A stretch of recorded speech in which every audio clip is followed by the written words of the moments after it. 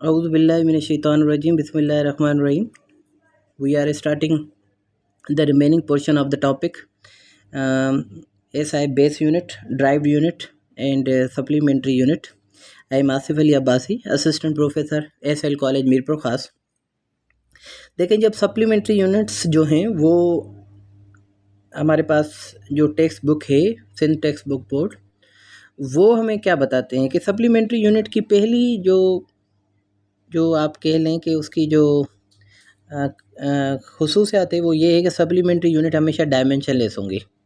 यानी base unit और supplementary unit में जो बेसिक फ़र्क है वो यही है कि सप्लीमेंट्री यूनिट जो हैं वो क्या होते हैं, डायमेंशनलेस होते हैं. ये इसकी पहली जिसको कहते हैं कंडीशन है. दूसरी कंडीशन क्या है या दूसरी रिक्वायरमेंट क्या है? दूसरी रिक्वायरमेंट ये है कि ये सप्लीमेंट्री क्वांटिटीज़ ज़्यादातर ज्योमेट्रिकल क्वांटिटीज़ की होती हैं. Geometrical quantities. अब ज्योमेट्रिकल क्वांटिटीज़ से हमारी मुराद क्या है? ज्योमेट्रिकल क्वांटिटी से हमारी मुराद ये है कि जैसे हमारे पास एक एंगल है, प्लेन एंगल. अब प्लेन एंगल जो है उसकी जो डायमेंशन है वो अगर आप निकालेंगे तो वो 1 ही आएगी. यानी उसकी कोई डायमेंशन नहीं होती, डायमेंशनलेस है. तो उसका जो यूनिट है वो कहलाएगा सप्लीमेंट्री. तो रेडियन जो है वो हमारे पास एक सप्लीमेंट्री यूनिट है. इसी नमूने सॉलिड एंगल जो है वो भी क्या है, हमारे पास सप्लीमेंट्री यूनिट है.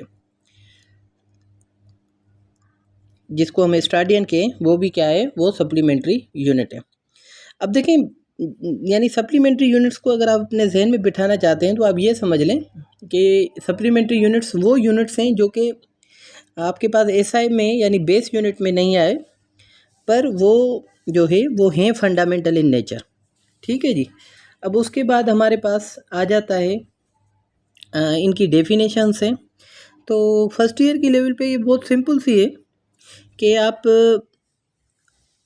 रेडियन को और स्टाडियन को डिफ़ाइन कैसे करेंगे. तो पहली चीज़ तो आप ये समझें कि एक रेडियन और एक स्टाडियन में फ़र्क ये है कि जो रेडियन है या जिसको आप प्लेन एंगल कहते हैं वो हमेशा एक 2 डायमेंशनल स्ट्रक्चर होता है, लाइक अ सर्कल. यानी रेडियन जो है वो हमेशा 2 डायमेंशनल स्ट्रक्चर है. 2 डायमेंशनल का मकसद ये है कि लेंथ और विड्थ.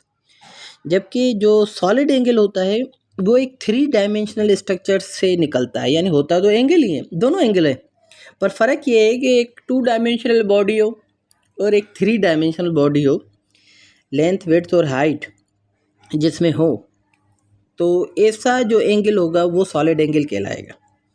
अब इसकी डेफिनेशन जो बुक में मेंशन है वो ज़रा हम समझते हैं. अब ये जो डेफिनेशन है ये किसके मुतालिक है? ये एक रेडियन के बारे में बताया गया है कि एक रेडियन किसके बराबर होता है. The angle subtended at the centre of a circle by an arc equal to the length of the radius. देखिए, जब हम सर्किल में मूव करते हैं तो ये जो जब एक बॉडी यहाँ से स्टार्ट हुई और ये कवर करना उसने ये कवर किया, तो this is called as the arc length. Arc, ठीक है. ज्योमेट्री बेसिक 8वीं 9वीं 10वीं में आप लोगों ने पढ़ा होगा कि सर्किल की लाइन जो है इसके ऊपर ये जो कवर होता है या ये जो जिसको कहते हैं डिस्टेंस होता है, इसको आर्क लेंथ कहा जाता है.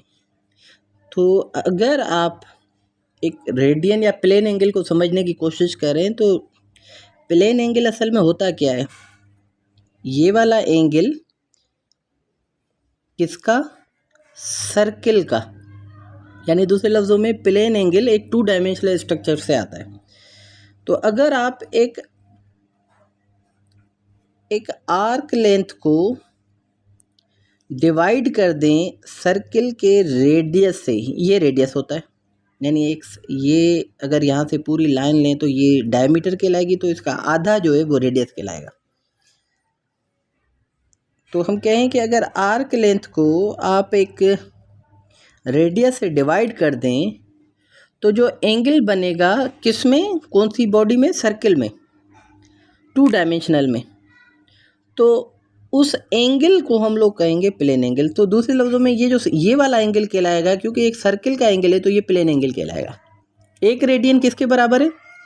तो एक रेडियन उस एंगल को कहते हैं, उस प्लेन एंगल को कहते हैं, उस अमाउंट को कहते हैं जब आपके पास आर्क लेंथ बराबर हो जाए रेडियस ऑफ द सर्किल के. और वो अप्रॉक्सीमेटली बराबर होती है 57.3 डिग्री के। डिग्री भी क्या है, एक अलग से यूनिट है किसका, प्लेन एंगल का। मैथमेटिक्स में आप नॉर्मली एंगल इस्तेमाल करते हो या एंगल के लिए डिग्री इस्तेमाल करते हो। हमारे पास यहाँ जो सप्लीमेंट्री यूनिट गिवन है वो है रेडियन, ठीक है। एंगल भी हो सकता है, रेडियन भी हो सकता है, हमारे पास फिजिक्स में रेडियन इस्तेमाल हुआ। अच्छा, उसके बाद दूसरी चीज़ क्या है, थ्री डायमेंशनल। एक एग्जांपल इसकी समझ लें। जैसे आपके पास एक तरबूज है, तरबूज। अब तरबूज को हम जब अगर कोनिक शेप में काटें, कोनिक शेप ये वाला shape, this is like a conic shape, अगर हम काटें तो वो जो हिस्सा निकलेगा वो एक थ्री डायमेंशनल हिस्सा होगा, ठीक है जी। अब सॉलिड एंगल में ये जो हिस्सा होता है दैट इज़ कॉल्ड एज, ये जो एंगल बनाएगा that angle is called as the steradian. अब देखें इसका मतलब क्या है, the solid angle subtended at the centre of a sphere. अब स्फीयर का क्या मकसद है, स्फीयर हमेशा थ्री डायमेंशनल होता है। By an area of the surface, area of the surface. अब एरिया ऑफ द सरफेस का मकसद है ये वाला एरिया, दिस इज द। अब क्योंकि आप एक पीस निकालेंगे ना, एक कॉनिक शेप, तो ऊपर एक पूरे का पूरा क्या बनेगा, एक सरफेस आएगा, वो सरफेस का एरिया होता है equal to the square of the radius of the sphere, equal to the square of the radius of the sphere. अब इस स्फीयर का अगर रेडियस है इसका स्क्वायर और सरफेस का एरिया दोनों को एक दूसरे के साथ डिवाइड कर दें तो that angle will be called as the solid angle.